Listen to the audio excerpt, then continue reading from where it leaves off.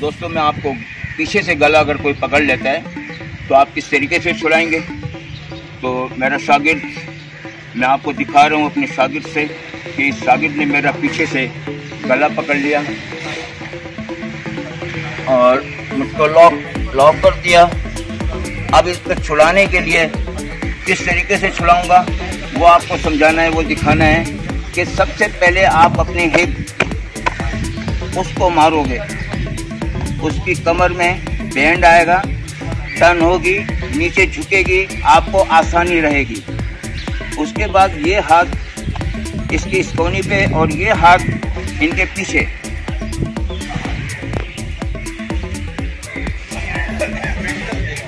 इस तरीके से इसको पकड़ेंगे।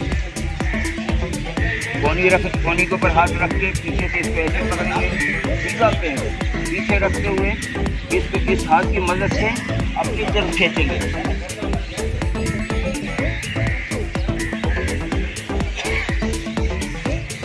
दोस्तों दोबारा देखें, ये मैं बहुत स्लो मोशन में दिखा रहा हूँ, समझा रहा हूँ, डायरेक्ट करके नहीं दिखा रहा हूँ। तो देखें ज़रा कि मेरा हरीफ,